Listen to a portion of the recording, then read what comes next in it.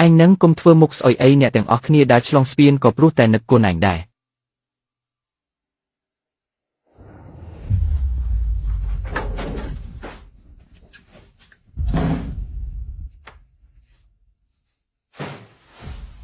ស្ពាននឹងនៅមានគេដែលឆ្លងទៀតជើងចុងក្រោយហើយពួកគេឥឡូវនេះនៅមិនទាន់ដឹងទេចាំបន្តិចទៀតនឹងមានរឿងល្អមើលហើយ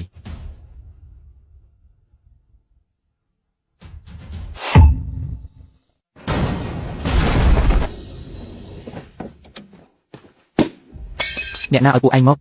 នេះកំពុងធ្វើស្អីហ្នឹងរុះរើសំណងស្ពានតាមបញ្ជារបស់ថៅកែរុះរើសំណងស្ពានមិនឲ្យរុះទេអ្នកណាឲ្យពួកឯងរុះស្ពាននេះនៅល្អសោះទៅរុះធ្វើអីចុះលីនយួនទៅណាហើយលីនយួននៅណា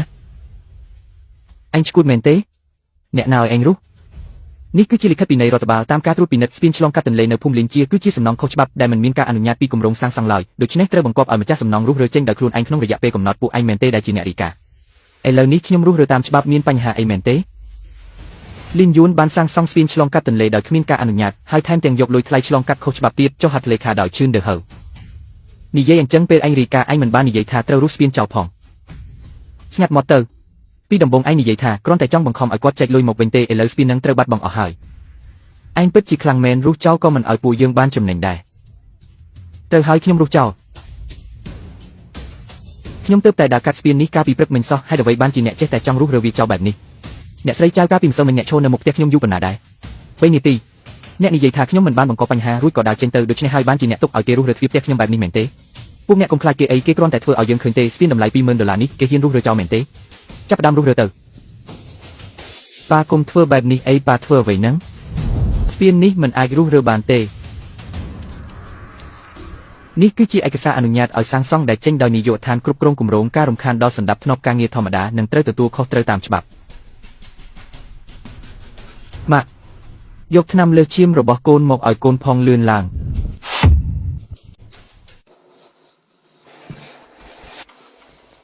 នេះបងដែលថ្នាំទាំងនោះគឺលីនយួនជាអ្នកសែងមកវិញម្ដងមួយខ្ញុំឃើញនឹងភ្នែកលីនយួនកុំរុះរើឲ្យសោះស្ពាននេះជារបស់ភូមិយើងអ្នកណាក៏មិនអាចរុះរើបានដែរលីនយួនពេលអ្នកសាងសង់ស្ពាននេះអ្នកភូមិទាំងអស់សុទ្ធតែបានជួយកម្លាំងឥឡូវអ្នកម្នាក់ឯងចង់រុះរើក៏រុះរើខ្ញុំនេះហើយដែលជួយអ្នកដឹកស៊ីម៉ងកិច្ចទៅលើកលែងតែអ្នកបិទម៉ាស៊ីននេះចោលអាឡូប៉ុស្តិ៍ប៉ូលីសមែនទេនៅការដ្ឋានសាងសង់ស្ពានភូមិលីនមានគេរារាំងការរុះរើដោយស្របច្បាប់ការដ្ឋានមានការការពារសន្តិសុខរួចរាល់ហើយអ្នកណាហ៊ានរារាំងការសាងសង់ដោយស្របច្បាប់អ្នកនោះនឹងត្រូវចូលទៅនៅជាមួយពូជឿនក្នុងថ្ងៃបុណ្យចូលឆ្នាំលេងខ្ញុំទៅអ្នកឈួតហើយគាត់មិនមែនគ្រាន់តែគំរាមទេណាលីនយួនបើអ្នករុះរើចោលតើថ្ងៃក្រោយអ្នកភូមិទៅទីក្រុងដោយរបៀបណា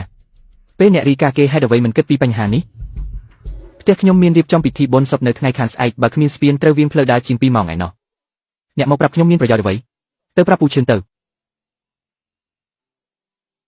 បើអ្នកមិនបានរីកាតើគេមកវីកំតិចបានម៉េចមើលមកខ្ញុំធ្វើអីមិនមែនខ្ញុំទេដែលចង់វីកំតិចហ្នឹងបើអ្នកមិនបានរីកាតើគេមកវីកំតិចបានម៉េចទៅលោកម្ចាស់លីនកន្លែងភ្ជាប់គ្រាប់ធញ្ជាតិវាពិបាកកាត់ណាស់ត្រូវប្រើឧបករណ៍កាត់យ៉ាស់ប្រហែលកន្លះម៉ោងទៀតទៅបានមិនបាច់ប្រញាប់ទេធ្វើតាមនីតិវិធីទៅមើលគ្រប់ហើយឬនៅបើមើលគ្រប់ហើយក៏បែកគ្នាទៅព្រោះបន្តិចទៀតវាកាន់តែរំខានជាងនេះទៅទៀតប្រពន្ធខ្ញុំថាស្ពានចិត្តបិទហើយត្រូវប្រញាប់រត់ឲ្យបានច្រើនជាងបន្តិចដឹករ៉ែនេះរួចអាចដឹកបានមួយជើងទៀត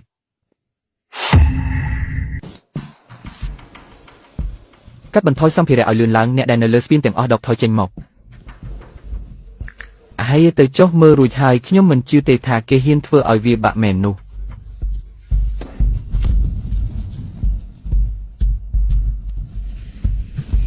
វាបាក់ហើយស្ពានបាក់អស់ហើយតើត្រូវវាងផ្លូវឆ្ងាយប៉ុណ្ណាទៅខ្ញុំទើបតែដើរឆ្លងកាត់ការពីព្រឹកមិញនេះហើយខ្ញុំថែមទាំងបាននិយាយជាមួយលីយូទៀតផងទៅមុខទៀតបើចង់ចូលក្រុងត្រូវវាងតាមផ្លូវភក់នៅក្រោយភ្នំខ្ញុំត្រូវជូនកូនឆ្លងទន្លេទៅរៀនរាល់ថ្ងៃណាទៅមកទៅចំណាយពេល4ម៉ោងបន្ថែមតើកូននៅរៀនការទៀតទេអ្នកណាឲ្យអ្នកទៅរីកាហ្នឹងខ្ញុំអត់បានរីកាទេខ្ញុំគ្រាន់តែតាមគេ2ដងប៉ុណ្ណោះលោកលីដែកខ្ញុំស្រង់មិនឡើងទេទុកគ្រាន់តែជាដែកអេតចាយទៅចុះដែកដែលយកមកប្រើវិញបានប្រហែលជាតម្លៃជាង80000ខ្ញុំនឹងលុយចូលកាត់ឲ្យលោកប៉ាធ្វើអីហ្នឹងប៉ាហ៊ានវីចោលបែបនេះហ្នឹង200000ណាប៉ាឈួតហើយអញស្ដាយស្ពានឬមួយក៏ស្ដាយក្បាលខួងរបស់ឯង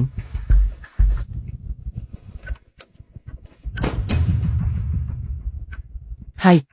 ខ្ញុំទៅមុខលេងរួចហើយស្ពានផ្ទះអ្នកឯងបាត់ហើយស្ពានដែលធ្លាប់តែដើរឆ្លងបាននឹងវាបាក់បាត់ទៅហើយ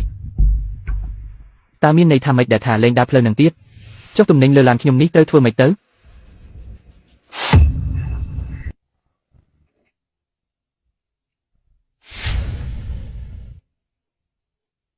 ខ្ញុំទើបតែចុះកិច្ចសន្យាត្រូវដឹកទំនិញ3ជើងរាល់ថ្ងៃឥឡូវខូចអស់ហើយតើខ្ញុំត្រូវសង្កេតប៉ុន្មានទៅអ្នកណាធ្វើគឺលិខិតប្តឹងដែលលោកស្រីចិនខ្ញុំធ្វើដើម្បីអ្នកទាំងអស់គ្នាទេតម្លៃឆ្លងស្ពានគួរតែចែកគ្នាទាំងភូមិដើម្បីអ្នកទាំងអស់គ្នាអ្នកធ្វើដើម្បីតែចំណែកខ្លួនឯងមែនទេចុះកាលពីមុនអ្នកនិយាយថាម៉េចអ្នកថាលីនយួនប្រកាសជាមានរឿងមិនស្រួលហើយថាបង្ខំឲ្យគាត់ចែកលុយមកក្នុងមួយគ្រួសារអាចបានរាប់ពាន់អ្នកថាលិខិតប្តឹងគ្រាន់តែគំរាមគាត់ទេហើយថាគាត់ទ្រាំមិនបានប៉ុន្មានថ្ងៃនឹងចុះចាញ់ចុះឥឡូវមិនហើយស្ពានក៏បាត់សើបរិយផ្ទះខ្ញុំក៏លួយអស់ក្នុងដីអ្នកសងខ្ញុំទេពួកអ្នកឥឡូវពួកអ្នកបន្ទោសខ្ញុំមែនទេតើក្នុងចំណោមពួកអ្នកមានអ្នកណាខ្លះមិនដែលទៅមុខផ្ទះលីនយួនមានអ្នកណាខ្លះមិនដែលស្រែកទាមទារលុយសងស្ទើបរិយខ្ញុំមកចុះកូនប្រុសខ្ញុំស្អែកត្រូវទៅរៀនធ្វើម៉េចត្រូវវាងផ្លូវភ្នំអស់4ម៉ោងមិនមែនមានតែអ្នកទេដែលចុះកិច្ចសន្យាទិញលក់ផ្លែចេរីផ្ទះខ្ញុំខាងស្អែកក៏លួយអស់ក្នុងដីដែរខ្ញុំប្រាប់ឲ្យដឹងណាបើអ្នកមិនសងខ្ញុំទេខ្ញុំនឹងទៅប្តឹងអ្នកនៅតុលាការលិខិតប្តឹងនោះអ្នកជាអ្នកសរសេរដូច្នេះអ្នកត្រូវទទួលខុសត្រូវខ្លួនឯងប៉ាស្អែកកូនទៅផ្សារលក់ឡានមួយទឹកលក់ឡានធ្វើអីលុយអស់ហើយទុកឡាននឹងធ្វើអីទៀតបើត្រូវវាងផ្លូវ3ម៉ោងសាំងគឺប៉ាជាអ្នកចេញណា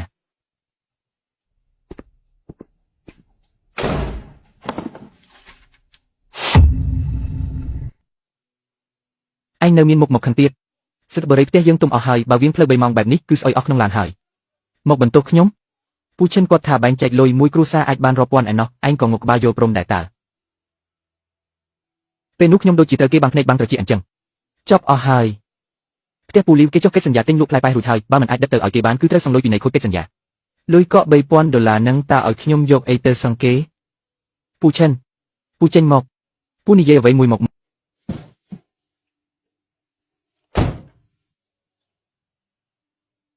រៀបចំអីវ៉ាន់រួចរាល់អស់ហើយតោះយើងទៅបងយួនបងទៅមែនហ្នឹងប៉ាខ្ញុំគាត់ចាស់វង្វេងអស់ហើយឯងអាចជួយអ្វីបានខ្លះទេលក់ទៅហើយឯកសារក៏ដោះស្រាយរួចរាល់ដែរភូមិមួយនេះលែងពាក់ព័ន្ធនឹងខ្ញុំទៀតហើយ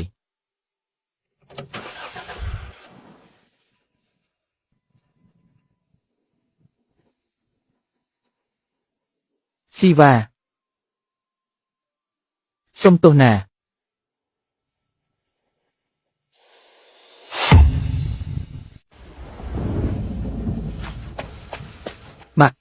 ម៉ាក់ត្រូវតែស៊ូឡើងណាម៉ាក់កុំទាន់ដេកអីចិត្តដល់មាត់ភូមិហើយម៉ាក់ចុះចៅទៅណាចៅទៅបាត់ហើយកូនភ្លេចហើយឬអីថាគេរុះរើចៅទៅហើយនោះវិញតាមផ្លូវក្រោយភ្នំនោះទៅលឿនឡើងទៅមិនរួចទេផ្លូវនេះសំបីតែឡានក៏ទៅមិនរួចដែរម៉ាក់ឬកូននិយាយទេទៅរកលីយួនទៅលើកទូរស័ព្ទមកលីយួនឲ្យកូនសុំអង្វរលើកទូរស័ព្ទមក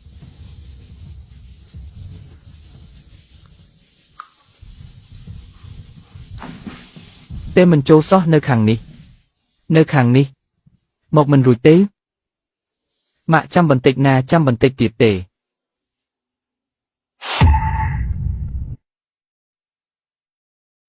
កាលពីម្សិលមិញនៅល្អសោះឥឡូវខូចអស់រលីងហើយ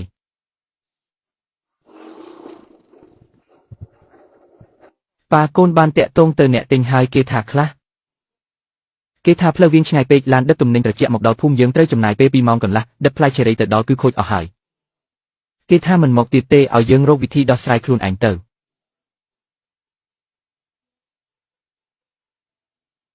ប៉ាពេលលីនយួនសាងសង់ស្ពានកូនធ្លាប់ជួយគេលើកស៊ីម៉ង់គេធ្លាប់ហុចបារីឲ្យកូនជក់ទៀតផងលីនយួនឈិនស៊ូមិនមែនជាមនុស្សទេហេតុអ្វីបានជាការនោះកូនល្ងងខ្លៅដល់ថ្នាក់នេះផ្លែចេរីតម្លៃ$30000គឺជាលុយទិញជីសម្រាប់គ្រួសារទាំងមូលនិងថ្លៃសិក្សារបស់កូនស្រីផងប៉ាកុំយំអីក្រោកឡើងអ្នកទិញគេនិយាយហើយថាផ្លូវមិនស្រួលគេមិនមកទៀតទេយំទៅមានប្រយោជន៍អ្វីចប់អស់ហើយកុំទៅណាទាំងអស់ថយក្រោយមកឈរនៅនឹងប៉ាអាជីវករទិញទំនិញនៅផ្ទះលោកតាស៊ុនឡាវជៅក៏គេលុបចោលដែរគេថាទោះជាភូមិណាក៏ដោយបើផ្លូវមិនស្រួលគឺគេមិនមកទាំងអស់ឲ្យតែនៅមានជីវិតគឺល្អហើយ